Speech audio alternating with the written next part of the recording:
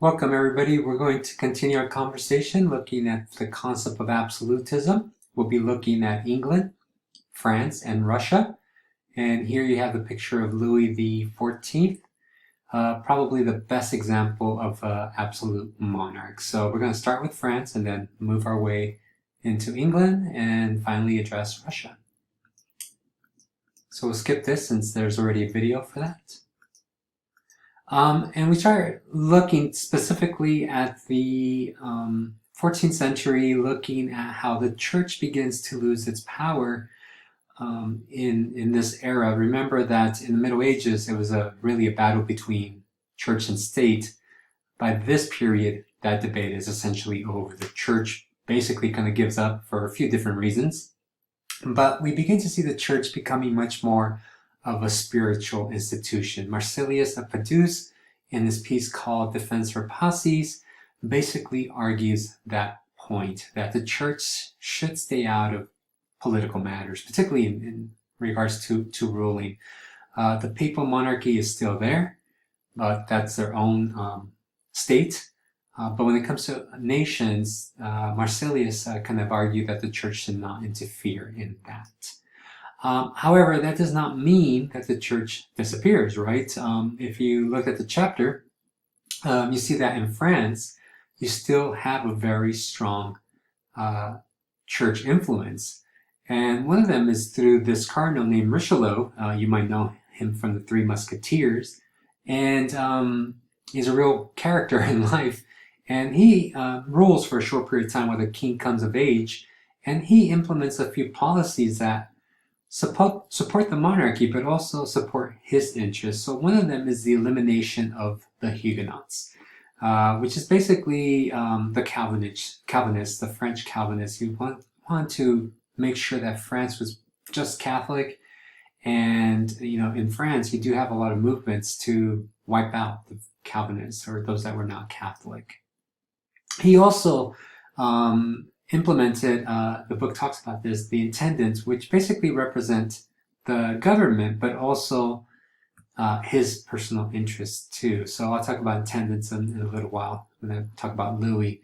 But Cardinal Richelieu is a good example of how, yes, the church is no longer trying to rule all of Europe, but that doesn't mean that they completely disappear. So in France, he wants a strong monarchy with a strong Catholic presence.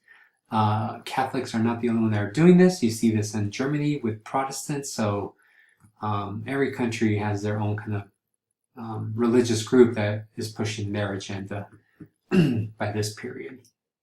So we kind of move to France and see what's happening there. So once Louis the XIV comes of age, he creates this great home called Versailles. I do have a video, but I'm going to skip it. And just kind of talk about the purpose of Versailles, because yes, it is a home for the king, right?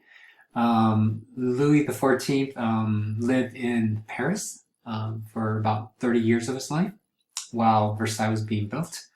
And if you ever get a chance to go to the Louvre, you can actually go to the basement of the Louvre and see the remnants of the old castle that used to be there. So at the basement, you see kind of like the medieval section of that building today. It's much more, I think, Baroque in architecture, if not maybe even 18th century, I can't remember.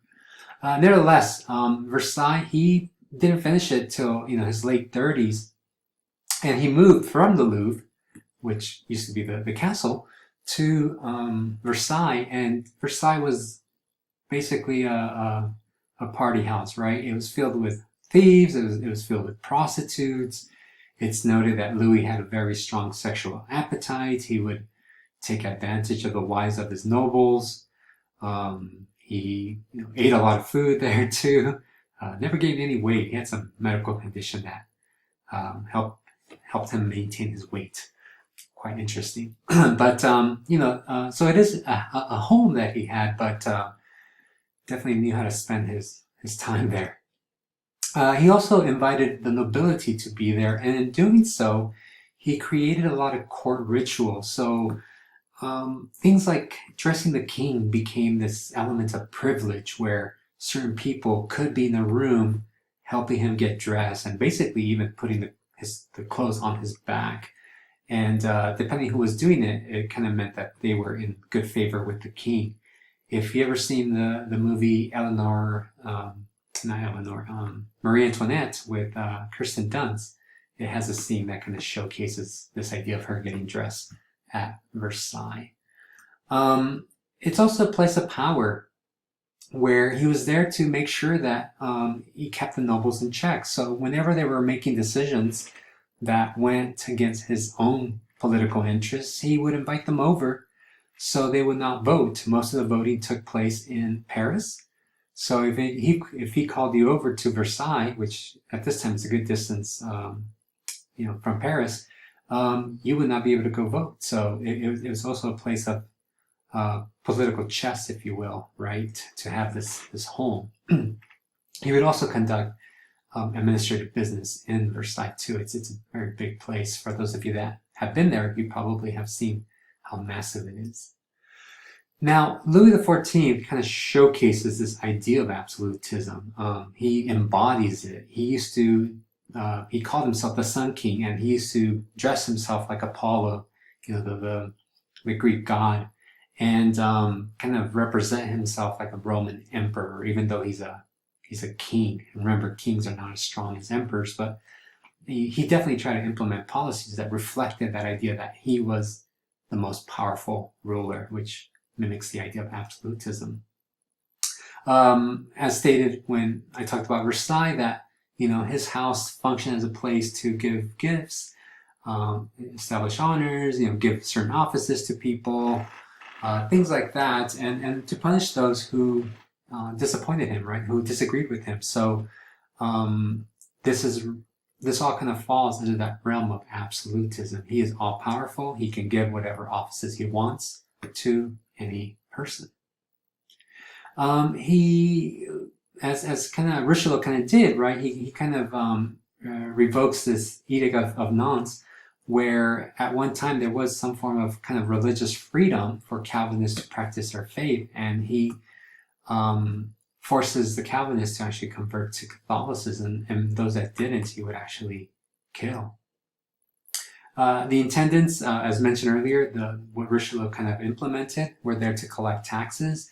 He did this partly so he can bypass Parliament and directly tax the people. That way, if he needed money to raise armies or just raise money for anything, he never needed to go to Parliament. He just, went around having these people collect taxes, and that's how he would raise funds to support these programs that he had. It made sense during this period, during the French Revolution. It all kind of falls apart. But these intendants were there to support the monarchy.